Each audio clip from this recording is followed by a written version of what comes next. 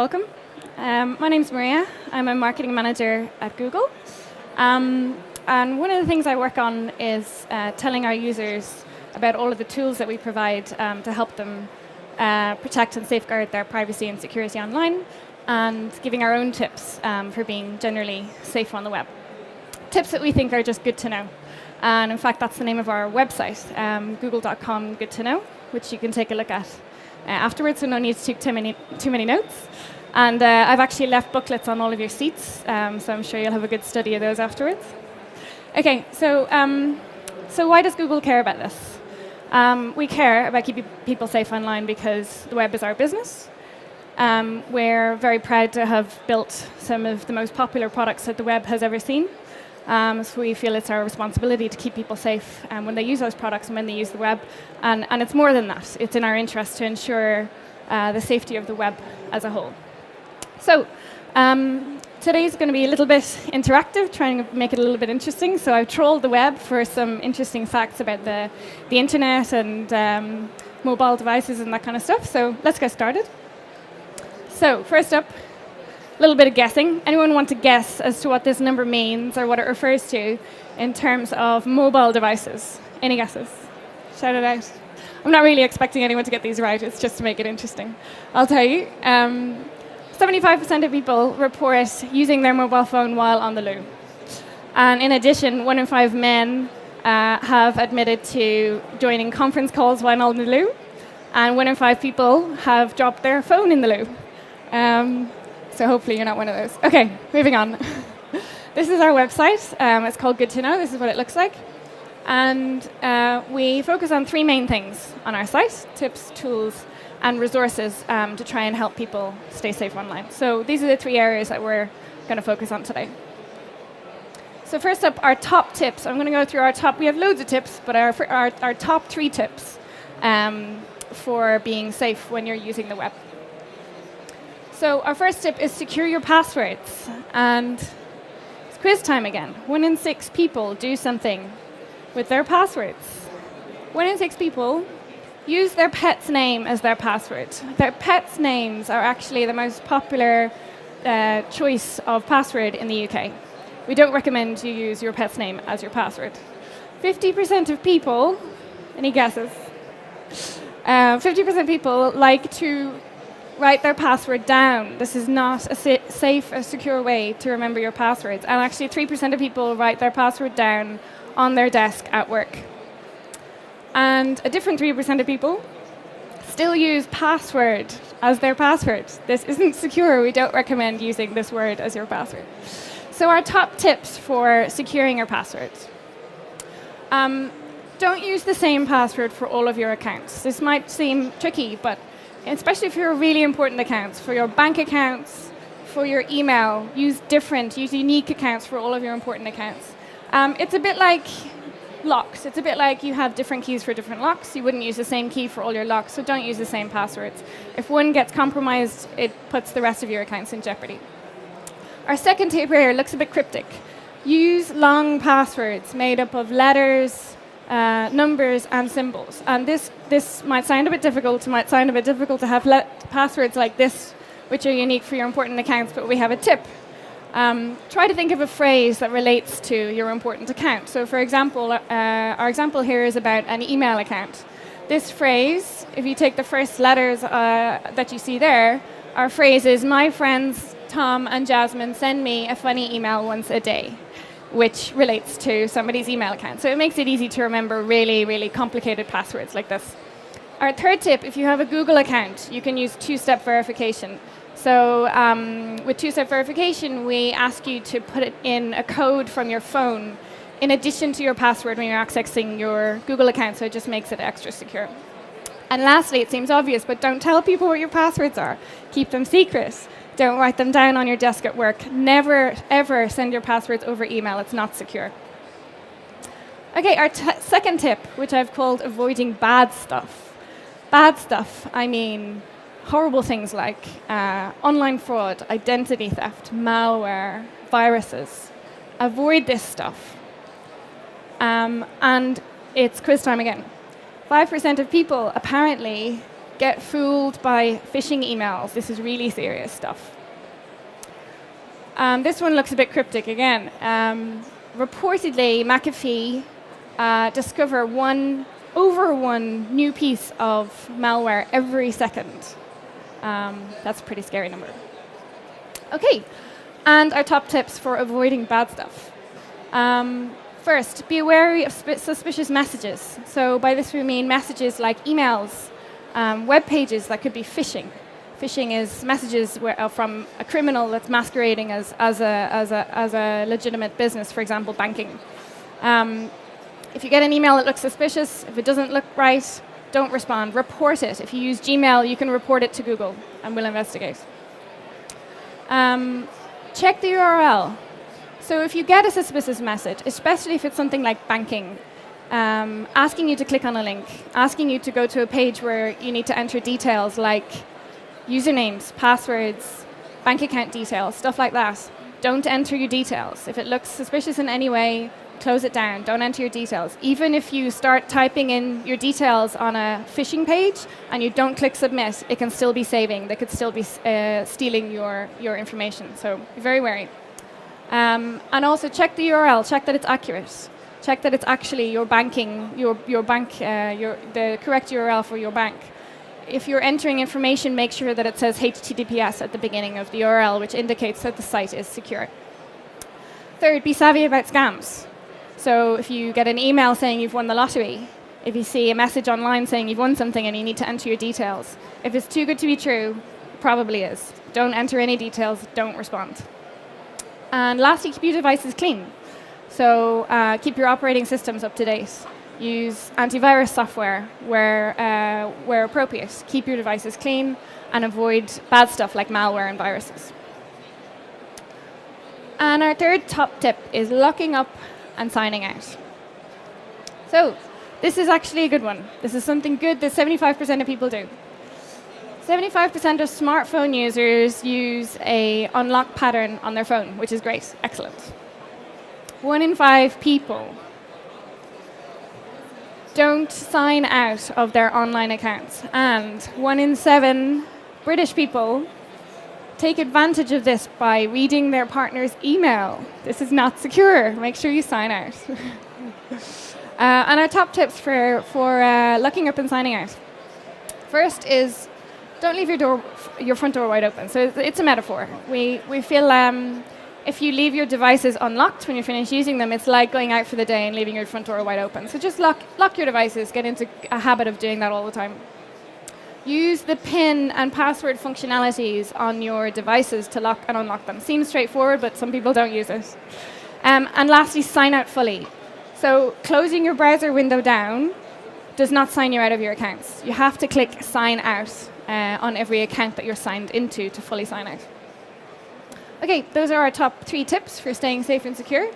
And now we're moving on to tools. So I mentioned tools at the beginning of the presentation.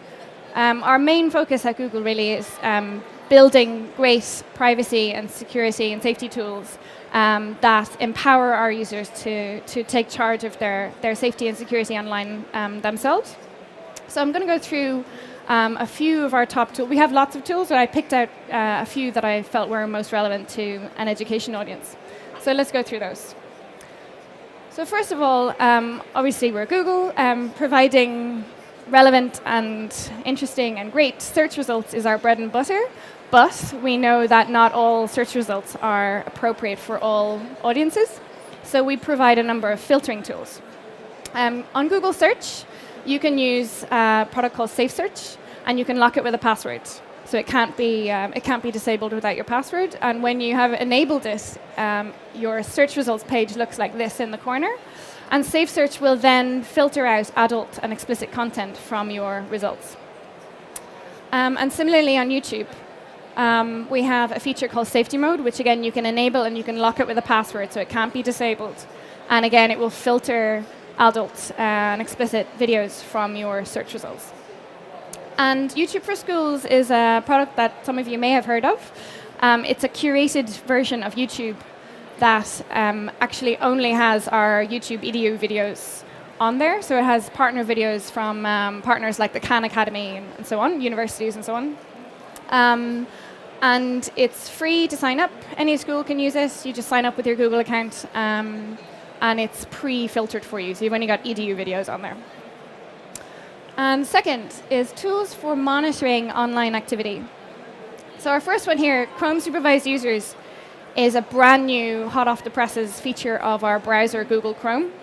And it allows you to set up supervised profiles in your Chrome browser where you can supervise the online activity of the users that are using that profile.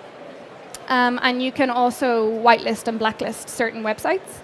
So it's particularly, you can imagine, particularly relevant for parents who want to create a safe browsing experience for their children. So it's brand new. It's actually only available in the beta version of Chrome now, but it'll be released very soon for all Chrome users. The second one is called Me on the Web. Me on the Web is a tool that any Google user can use, which allows you to monitor when information about you appears online. So it allows you to monitor your own online presence, and you can actually set up web alerts, so you can get an email in your inbox anytime information about you appears online. So it's really good for monitoring what's going on online about you. And I've cheated here a bit about YouTube for Schools again. Sorry about that, but it's not just a pre-filtered version of YouTube. It's also for monitoring online activity. So as well as restricting the content to edu videos, you can also monitor everything that's being watched within your YouTube for Schools account. And thirdly, tools for controlling lots of stuff. So our first one is for controlling your personal data. So we've got a feature called Google Dashboard, which is one kind of central hub where you can go and view all of your personal data that's stored in your Google account across all the Google services that you use. And you can manage your data there as well. You can delete it, you can customize your settings for all of the products that you see there. There's one place where you can view and manage all of your Google data. Second, you can control the ads that you see across Google and across our properties. So you can go into our feature called Ad Settings, and you can customize the ads that you see across Google and across all of our properties. You can blacklist certain advertisers if you don't want to see their ads anymore, and you can even opt out of certain ads altogether. And thirdly, you can control what you share. So if you're a Google Plus user, our Circles feature allows you to share only the most relevant information with the people that you want to share it with, not with everybody.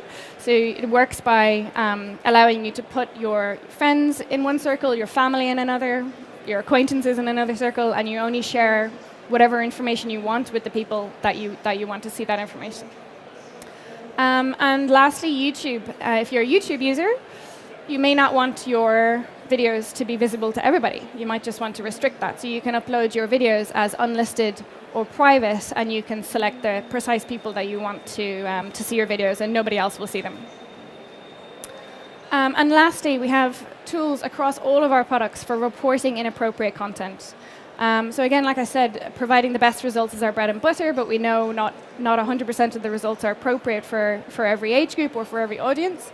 So across all of our products, we have report buttons everywhere where you can report those results, and those reports go straight back to Google, and we take action. We take a look at them, and if appropriate, we take them down. So for example, on Google, if you're using safe search, you don't want to see adult results. If you see adult results, you can report that to us, and we'll take them out.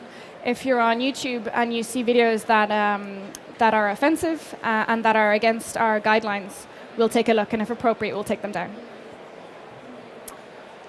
And the last section of our session today is about a few additional resources that we have online on our website on Good to Know.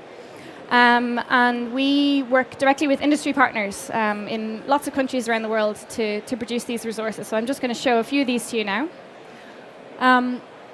The Google Digital Literacy and Citizenship Curriculum, a bit of a mouthful.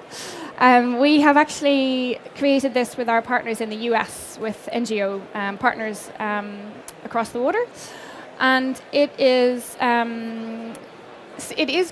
focused on the US curriculum, but it's actually very general and could be very interesting to a UK audience. So we look at quite general things like like being a good digital citizen and avoiding scams online, that kind of thing. And there's lots of lesson plans and things that might be interesting to use in the classroom.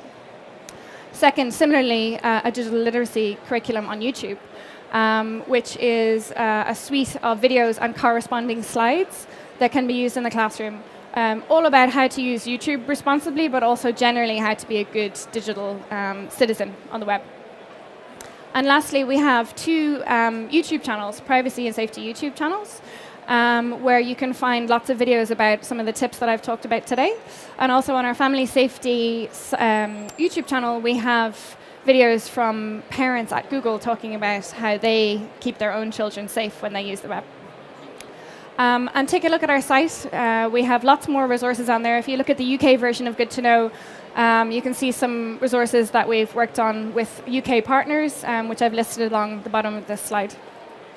And a final note is just 3 things that you can look out for coming soon from Google. One is we're updating our website really soon, so you're going to have even more tips and advice from Google and partners on how to be safe online. The second I mentioned already is Chrome supervised users. So it's in beta at the moment, but very soon it's going to be released, so every Chrome user is going to be able to set up supervised profiles in their browser. And lastly, secondary schools watch this space for an internet safety campaign from Google with partners. We're working together with a couple of partners. One is the Parent Zone, who some of you may know, and the other is Livity, our youth engagement agency. And we actually have Sophie here from the Parent Zone today. If that is of particular interest to anyone, please come and have a chat with us afterwards, and we can maybe take your details and have a chat with you about that. And that is it. Happy to take any questions. All right.